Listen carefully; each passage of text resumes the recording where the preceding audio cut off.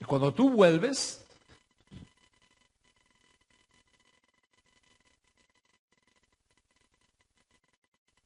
¿Vamos al aire?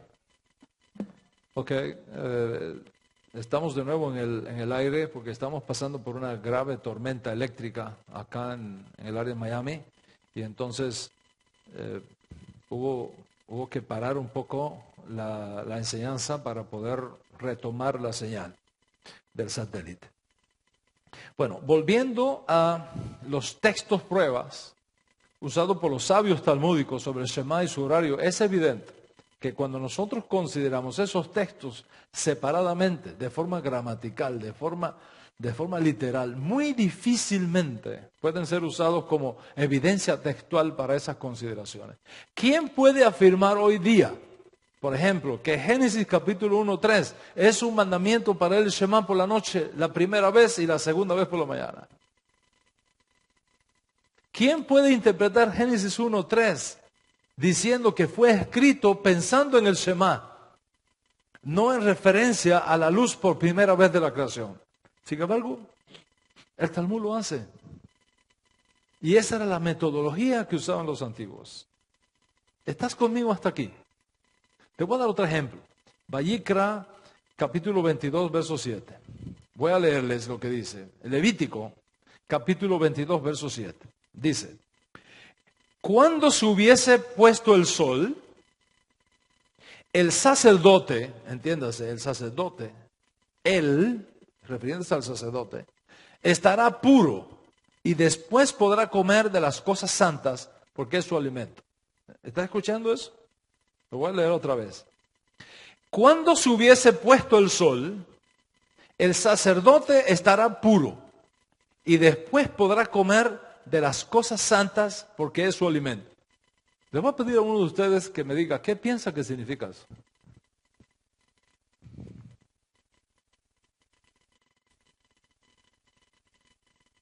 Aquí hay mentes muy inteligentes. Voy a leer el texto otra vez. Cuando se hubiese puesto el sol, el sacerdote estará puro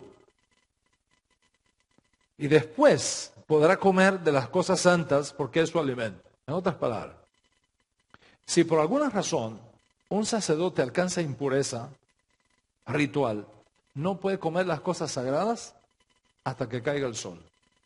Después que caiga el sol, entonces ya podrá comer porque es su alimento. Eso es lo que quiere decir el texto. Son las leyes relacionadas con la rigurosidad sacerdotal impuesta sobre los Kohanim. Entonces se nos dice que en el ejercicio de sus funciones, el Kohen no puede beber vino, no puede beber ninguna bebida fuerte. Se le imponen serias restricciones éticas y sociales. Las leyes de pureza, por ejemplo, en relación con los muertos. Ciertas restricciones matrimoniales. En el caso específico del texto citado, la doctrina simple, literal del texto, que cualquier caso de impureza mencionado allí, al ponerse el sol, el sacerdote es libre de ellas y entonces puede comer las cosas sagradas porque es su alimento. En otras palabras, el tiempo de vida del estado de pureza del sacerdote, tanto como el estado de impureza del sacerdote, concluye a la puesta del sol. Ese es el mensaje claro, literal del texto. Sin embargo, los sabios del Talmud, por ejemplo, en el Tratado Berajot, cita este versículo para cuestionar y discutir si la pureza de que se habla en el texto tiene que ver con el sacerdote o tiene que ver con la pureza del día. En otras palabras, ¿qué es lo que se purifica al caer el sol? ¿El sacerdote o el día? ¿Qué es lo que se purifica al caer el sol? Yo sé. ¿El sacerdote o el día?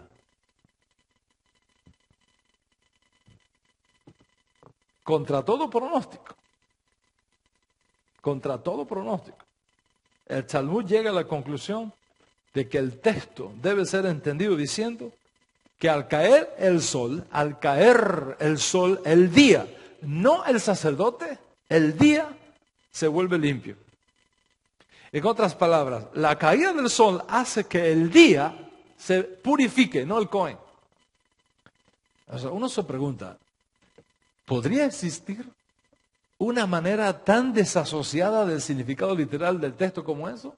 Sin embargo, el Talmud lo hace y es judío. Ahora bien, porque el Talmud cita la Torá de una forma tan liberal, ¿significa que no es un documento judío? ¿O que tenemos que echarlo a la basura porque no sirva? Los otros días escuché a un rabino dando una clase. Me quedé impresionado. Impresionado. Él está explicando por qué razón Moshe Rabenu se devoró tantos días, 40 días y 40 noches, en el monte Sinai, para escribir los 10 mandamientos. Los 10 mandamientos se escriben en 10 minutos. ¿Por qué le tomó a Moshe Rabenu 40 días y 40 noches bajar con la segunda copia de las tablas? ¿Sabes lo que dijo este rabino? Que la razón por la que Moshe Rabenu estuvo 40 días y 40 noches en Monte Sinaí no fue porque estuviese escribiendo los 10 mandamientos, por eso lo hizo en 10 minutos, sino que se pasó todos esos días estudiando Talmud.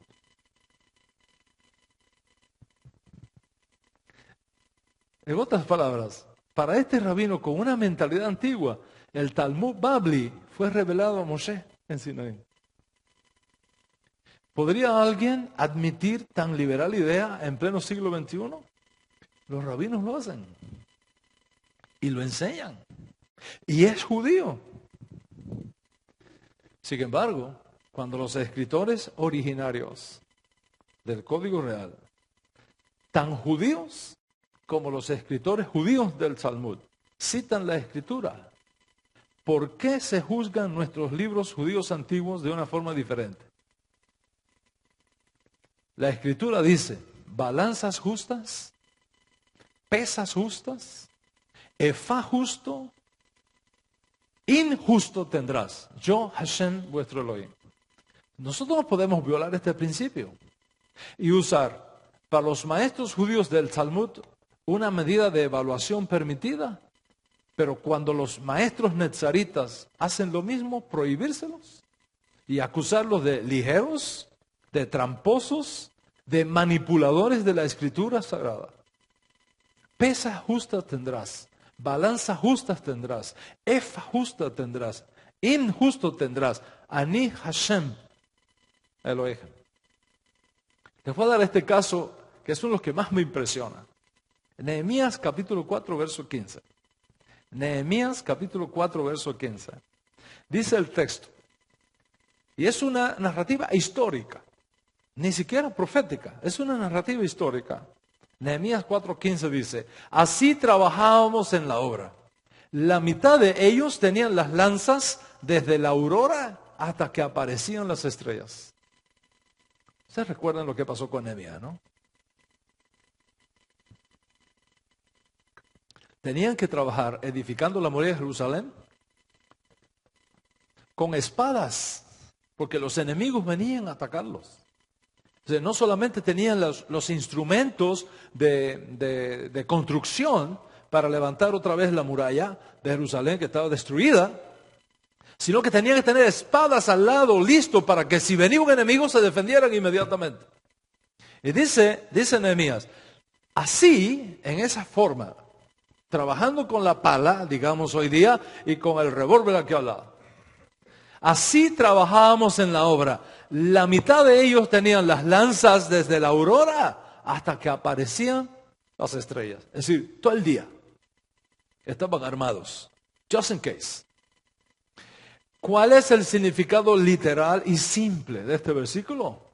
Que como resultado de la amenaza de los enemigos, Nehemías, que era el gobernador, ordenó que al trabajar cada uno tuviera lista su espada por si acaso había que entrar en un zafarrancho de combate por un ataque del enemigo. Y además, con el fin de que pudiera continuarse la obra, pusieron guardias de custodia para adelantar la reconstrucción del muro de Jerusalén. Este es el mensaje literal, el simple significado del texto, que cualquier niño de 6º grado lo puede ver.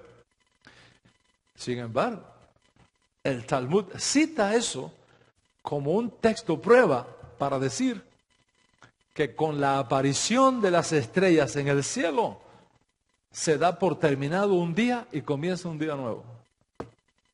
Que solamente cuando vemos 3 estrellas en el cielo podemos decir que un día nuevo acaba de comenzar. Y esa es la razón por la que tenemos todavía la costumbre que cuando está terminando el Shabbat, mandamos a los niños afuera para que nos reporten si ya ven 3 estrellas en el cielo.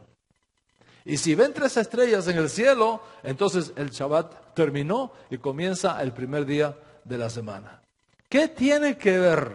¿Qué tiene que ver la situación de guerra de Nehemías, de los días de Nehemías, con esta declaración del Talmud? Para nada, para nada.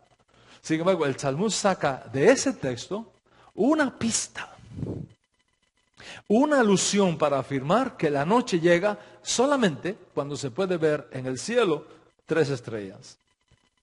¿Vamos a decir que el Talmud no sirve por usar tan libremente las Escrituras? Por supuesto que no. Esa era la mente antigua. Sin embargo, cuando el Código Real enseña que el Mesías aparece, se esconde y reaparece, usando la misma metodología, se pone el grito en el cielo. Y entonces se nos critica de ser inventores de textos, de tergiversar la Escritura y mire de cosas más. ¿Cuántos están viendo el cuadro conmigo? Los rabinos antiguos, Rabbanán Berrabotai, veían símbolos, figuras, paralelismos en el Tanaj y eran capaces de sacar de ellos nuevas ideas, pronósticos proféticos y desafíos extraordinarios. Piensa en la parashá de esta semana, la que hemos estado estudiando este día. Génesis capítulo 37, verso 2, dice la parashá de hoy lo siguiente, y cito: estas son las generaciones de Jacob, y entonces acto seguido se menciona a Joseph. Observa esto. Estas son las generaciones de Jacob. Inmediatamente se menciona a Joseph. ¿Cómo interpretó, por ejemplo, el Hafez Haim Shelita este texto? Les voy a leer el comentario del rabino de la gran luminaria Hafez Haim Shelita. Dice: Joseph representa al pueblo judío. ¿Está bien? Joseph representa al pueblo judío, el hijo del favorito de su padre, que representa a Hashem. ¿Lo ven? Él se ve obligado a dejar a su padre y a su país. Esto es el exilio judío. ¿Va viendo la interpretación? Es enviado a otro país controlado por una nación decadente que intenta por todos los medios posibles destruirlo. Sin embargo, sucede lo contrario. Joseph se convierte en el proveedor que mantiene a todas las naciones en tiempos de hambre. Y finalmente sus hermanos acaban por venir y postrarse ante él, por haberle causado tanto daño. Así será en el futuro. Ahora viene la profecía del Hafez Haim. Dice, así será en el futuro. Serán precisamente todas las aflicciones por las que ha pasado el pueblo judío las que lo llevarán a su ascenso. En otras palabras, el Hafez Haim es uno de mis escritores favoritos. Es capaz de ver un paralelo simbólico entre el pueblo judío y Joseph. En otras palabras, que así como le pasó a Joseph, así también le pasará al pueblo judío. ¿Me sigue? Nosotros usamos la misma metodología para decir, así como Joseph fue vendido por sus hermanos, así Yeshua fue vendido por sus hermanas. Así como Joseph fue escondido de sus hermanos, así Yeshua fue escondido de sus hermanas. Así como Joseph tuvo un primer encuentro con ellos, y él los conoció a ellos, pero ellos no lograron identificarlo a él, así también Yeshua conoció a sus hermanos, pero ellos no les reconocieron. Así como en un segundo encuentro, Joseph se revela a sus hermanos y ellos finalmente lo reconocen, así en un segundo encuentro, Yeshua se dará a conocer a sus hermanos y entonces ellos lo reconocerán y se quedarán con la boca abierta del susto al saber que aquel que vendieron y rechazaron vino a ser el dueño del mundo por decreto divino. Es la misma metodología del Hafez Haim Shelita. Al tomar a Joseph y decirnos, Joseph representa al pueblo judío. Y finalmente, por haberle causado tanto daño, así será en el futuro. Las aflicciones del pueblo judío es lo que lo llevará, o son las que lo llevarán a su ascenso. Ahora bien, que el Hafez Haim Shelita haga esta comparación entre Joseph y el pueblo judío, está perfecto. Pero que nosotros nos atrevamos a hacer un paralelismo entre Joseph y Mashiach, entonces estamos manipulando el texto. Entonces estamos citando mal la escritura. El Hafez Haim no manipula la escritura. Y no cita mal la escritura al ver un paralelismo entre Joseph y el pueblo judío. Pero si nosotros cometemos el desliz de comparar a Joseph con Mashiach, estamos citando mal la escritura, estamos manipulando el texto, nos atrevemos a cometer un pecado al relacionar a Joseph con Yeshua, porque eso no tiene nada que ver con la escritura. ¿Cuántos están conmigo hasta aquí? Vamos a avanzar. Piensa en esto. ¿Dónde entonces el Mesías es mencionado en las escrituras hebreas? ¿Dónde es mencionado Mashiach en las escrituras hebreas? Para la mente rabínica.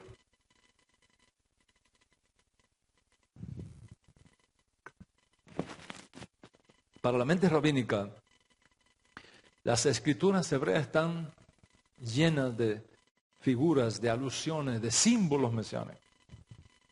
Por ejemplo, en Devarim, capítulo 30, en Pentateuco, en Deuteronomio, capítulo 30, la primera parte del verso 1, profetiza que luego que el pueblo judío haya sido disperso hacia las 4 esquinas de la tierra, van a regresar arrepentidos y vendrán con un corazón listo para guardar los mandamientos y para guardar los preceptos de la Torah. El judaísmo tradicional enseña que un profeta gentil, Balaam, profetizó acerca de ese retorno y que van a ser guiados por el Mesías basados en la profecía de Números capítulo 24, versículos 17 al 20. En otras palabras, la estrella que vio Balaam es la luz de Mashiach que va a guiar al pueblo judío de vuelta a la tierra de Israel para concluir el exilio. El Mesías como una luz guiando al pueblo judío. Ahí ve el judaísmo a Mashiach. ¿Dónde más ve el judaísmo tradicional a Mashiach? Lo ve en la mención, por ejemplo, de Silo, afirmado por Jacob en la profecía de Génesis capítulo 49, verso 10. En otras palabras, los rabinos dicen que cuando Jacob dijo, no será quitado el cetro de Judá hasta que venga Silo, Silo es un código para Mashiach. No dice Mashiach, pero es un código para Mashiach. ¿Dónde más se encuentran los rabinos antiguos al Mesías? Lo encuentran en Isaías, lo encuentran en Jeremías, lo encuentran en Ezequiel, lo encuentran en Amós, lo encuentran en Joel, lo encuentran en Oseas, afirmando que todos estos profetas hablaron de Mashiach y anticiparon las glorias de la edad mesiánica. A mí me gusta siempre aportar una base de estudio. Y yo les recomiendo a ustedes, los que les gusta ir más allá de una clase, a que adquieran el libro del rabino Shohet, el doctor J.I. Shohet, titulado El Mesías, para ver texto por texto bíblico dónde el judaísmo tradicional encuentra al Mesías en el Tanaj. ¿Cómo es la técnica para que esto no suene?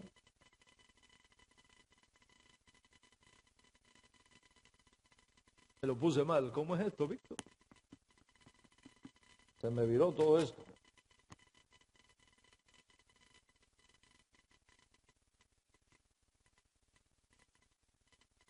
Gracias. Entonces, es claro, es decir, les recomiendo que compren ese libro. Está claro entonces que para los rabinos, cuando se estudian los profetas en la lengua hebrea original, el Mesías está ahí. El concepto del Mesías está ahí. Y la promesa de su aparición está ahí.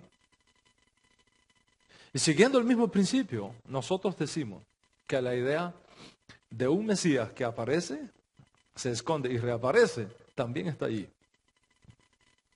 Está escondida ahí. Solo que tú requieres las herramientas que tenían los antiguos para verlo. De hecho, el judaísmo tradicional enseña que en cada generación, puede existir un judío puro de corazón que sea un potencial Mesías, pero que está esperando revelarse si su generación es digna. Algunos rabinos enseñan que no solamente tenemos un potencial Mesías escondido, observe esa frase, escondido en cada generación, sino que cuando Dios Altísimo decida que el tiempo para su revelación haya llegado, Él tomará a ese Mesías escondido, le insuflará el potencial que requiere, la habilidad que requiere, el poder que requiere para precipitar la redención prometida a nuestro noble pueblo judío. Por supuesto, cualquier potencial Mesías debe ser un descendiente directo de David, el padre del Mesías, por la vía paterna, como enseña la Torá. Esto significa, Rabotai, que la idea del Mesías, la teoría del Mesías y la doctrina del Mesías es una idea judía, es una teoría judía y es una doctrina judía. Y juntamente con la idea de Dios y la teología de Dios Altísimo, estos conceptos forman parte del fundamento mismo del judaísmo.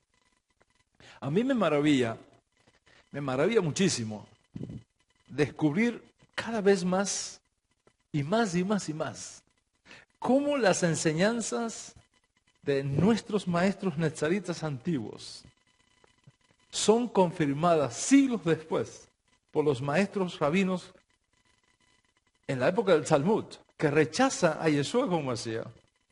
Me maravilla encontrar esto. Miremos, por ejemplo, lo que nos dice el Código Real.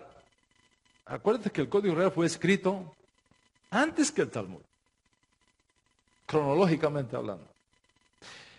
El Código Real nos dice algo del Mesías que después se repite en el Talmud acerca del Mesías. Pareciera que copy and paste.